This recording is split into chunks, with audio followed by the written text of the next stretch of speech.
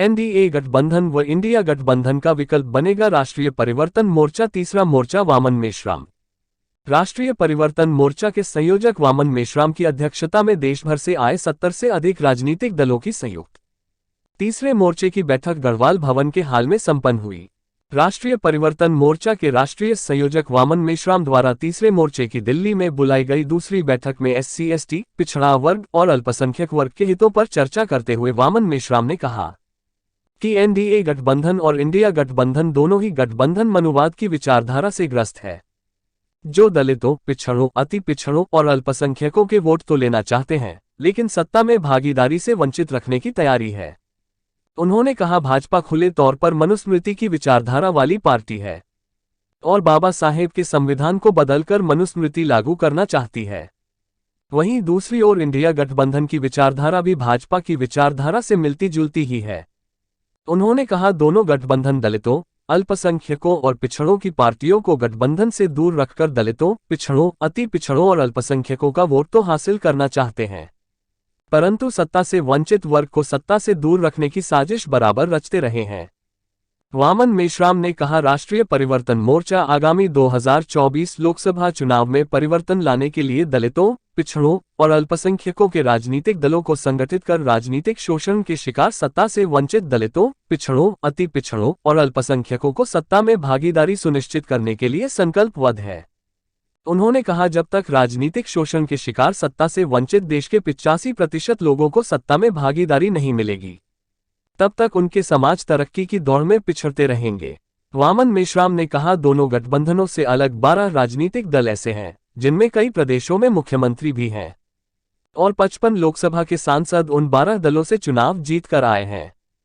हम सभी मिलकर संयुक्त रूप से प्रयास कर रहे हैं कि दोनों गठबंधनों से दूर रहने वाले यह 12 राजनीतिक दल अगर तीसरे मोर्चे में सहयोग करने को तैयार होते हैं तो देश की जनता को दोनों गठबंधनों के सामने एक नया विकल्प मिलेगा। अगर तीसरा मोर्चा सत्ता में आता है या फिर उसके सहयोग से केंद्र की सरकार बनती है तो देश के 85% दलितों, पिछड़ों, अति पिछड़ों और अल्पसंख्यकों को सत्ता में भागीदारी मिलना सुनिश्चित है। उन्होंने कहा, अपने वोट से सरकार बनाने वाले 85% देश के लोगों ने आजादी के बाद से सरकारें तो लगातार बनाई और बिगाड़ी, परंतु सत्ता की मलाई 15% लोगों ने लगातार खाई है। यही कारण है कि सत्ता से लेकर प्रशासन तक 15% लोगों का वर्चस्व बना हुआ है। आज की महत्वपूर्ण बैठक में वामन मेश्राम के संयोजक राष्ट्रीय परिवर्तन मोर्चा नई दिल्ली, राजकुमार सैनी पूर्व सांसद हरियाणा, लक्ष्मण माने पूर्व एमएलसी महाराष्ट्र, प्रवेंद्र प्रताप राष्ट्रीय अध्यक्ष बहुजन मुक्ति पार्टी दिल्ली, डॉक्टर अनिल माने राष्ट्रीय कोऑर्डिनेटर परिवर्तन मोर्चा नई, मुस्तकीम मंसूरी राष्ट्रीय महासचिव ऑल इंडिया मुस्लिम मजलिस उत्तर प्रदेश आदि के अलावा राष्ट्रीय परिवर्तन मोर्चा के तत्वाधान में आयोजित दूसरी बैठक में लगभग छोटे बड़े राज्यों से 77 राजनीतिक दलों के प्रतिनिधि बैठक में शामिल हुए। नई दिल्ली से रूबी न्यूटन व राजकुमार की रिपोर्ट। छोटी छोटी पार्टियां हैं, ये नहीं कह सकते कि बड़ी पार्टियां हैं, छोटी छोटी पार्टियां हैं। अगर ऐसी लगभग 77 पार्टियां हैं, उन्होंने तीसरा मोर्चा गठित करने का स्वागत किया और उसमें सहभागी होने के लिए इच्छा जताई और उसी के संदर्भ में आज ये दूसरी मीटिंग यहाँ पर राष्ट्रीय स्तर की बुलाई गई। अभी नवंबर माह में और तीसरी मीटिंग बुलाई जाएगी और चौथी मीटिंग में इसका मुकम्मल ढांचा दिसंबर माह में घोषित हो जाएगा, ताकि 2023 में एक गठबंधन का एक आकार और स्वरूप जो है वो खुलकर सामने आ जाए, ताकि 24 में हम लोग सारे देश भर में इसके नाम पर बड़ी रैलियां करना चाहते हैं, प्रदेश लेवल की रैलियां करना चाहते हैं, लाखों की रैलियां करना चाहते हैं और इसको संगठित रूप से ये सारा कार्यक्रम हम करेंगे। इसके साथ साथ ईवीएम के मुद्दे पर भी इसके द्वारा ये लड़ाई आने वाले समय में लड़ी जाएगी, क्योंकि ईवीएम जो है ये निश्चित रूप से एक बड़ा रोल प्ले कर रही है और इस वजह से ईवीएम का भी मुद्दा अभी 26 नवंबर को बड़ी रैली जो है दिल्ली में की जा रही है चुनाव आयोग के विरोध में।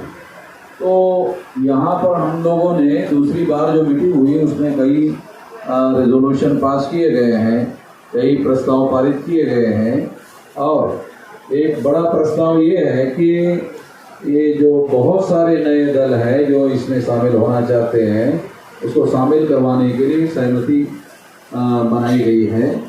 इसके साथ साथ सारे देश भर में रैलियां करने के बारे में भी सहमति हुई है।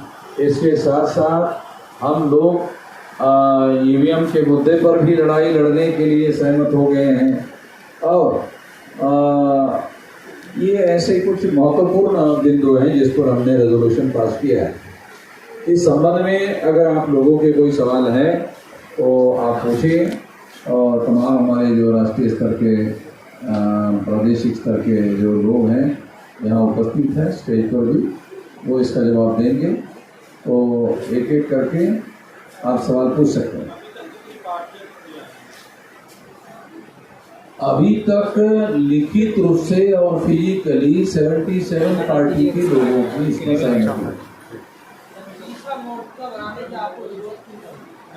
क्योंकि जो एनडीए गठबंधन है और यूपीए जो इंडिया गठबंधन है वो गठबंधन हमारी समस्याएं जो है खासतौर पर SC ST OBC माइनॉरिटी के लोगों की समस्याओं को प्राथमिकता में समाधान करने के लिए तैयार नहीं।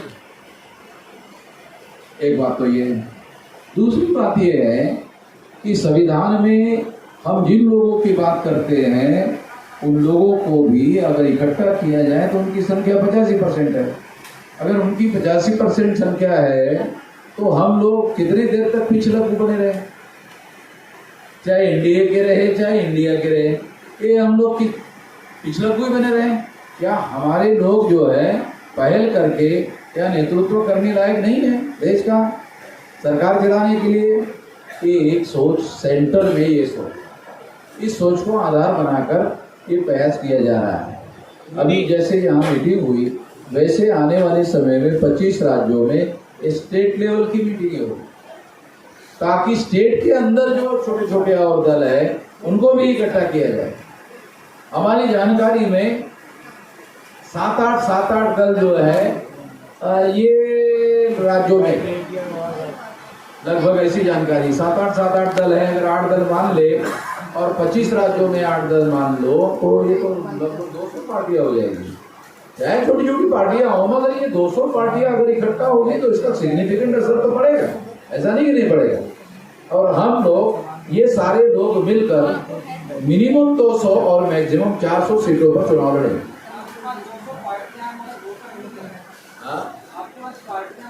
ये वोटर है या नहीं है तो रिजल्ट में पता चलेगा। रावल है आपका सवाल, मगर हमारे पास वोटर है या नहीं है तो चुनाव में पता चलेगा। और सर राहुल गांधी भी आपकी समस्याओं की बात कर रहे हैं, कह रहे जातीय जनगणना कराएंगे, पिछड़ों को अधिकार दिलवाएंगे, तो फिर उनसे क्या दिक्कत है जब और बोल रहे हैं? तो वो उसके बदले में उनको प्रधानमंत्री बनाने की बात कर रहे हैं कि आपको हम गिनती कर लेंगे, इसके बदले में आप हमें प्रधानमंत्री बनाए। यहाँ हमको ऑब्जेक्शन। राहुल गांधी ये नहीं कह रहे ना 52% लोगों की गिनती करेंगे और 52% का प्रधानमंत्री बनाएंगे, ये नहीं कह रहे। केवल गिनती करेंगे, अधिकार देने की बात कर रहे हैं, हिस्सेदारी की गिनती करेंगे। 75 साल के बाद भी गिनती ही करेंगे। राहुल गांधी पे विश्वास नहीं है आपको? राहुल गांधी पे विश्वास रखना ना रखना एक बहुत बड़ा इशू है, नहीं ये नेशनल इशू नहीं है। अगर कांग्रेस मल्लिकार्जुन खड़गे साहब को प्रधानमंत्री पद का उम्मीदवार घोषित कर देती तो क्या आप चुनाव नहीं लड़ोगे फिर? तो फिर राहुल गांधी को पूछ लो, कंफर्म कर लो। अभी तक राष्ट्रीय अध्यक्ष तो बना लिया, अभी तक रेजोल्यूशन पास नहीं हुआ कि खड़गे जी प्रधानमंत्री बने कागज में। अगर ऐसा होता तो क्या ये आप? अरे अगर होता तो नहीं होता, ये तो जर वाली बात है। आप ऐसी बातें कर रहे हो, ऐसा हुआ तो क्या होगा, ऐसा नहीं हुआ तो आने दो ना। खड़गे साहब के अध्यक्ष होने से कागज में रेजोल्यूशन पास नहीं हो रहा है, बनाने की तो छोड़ दो, अरे कागज में रेजोल्यूशन पास नहीं हो रहा है कि खड़गे साहब को राष्ट्रीय अध्यक्ष बनाएंगे, जो राष्ट्रीय अध्यक्ष होगा वही देश का प्रधानमंत्री होगा, इतना भी रेजोल्यूशन पास नहीं कर रहे। तो 52% में मोदी जी भी आते हैं, फिर तो पिछड़े हैं वो। मोदी जी पिछड़े हैं फिर तो 10 साल का कोटा। समाधान 24 को सब्सक्राइब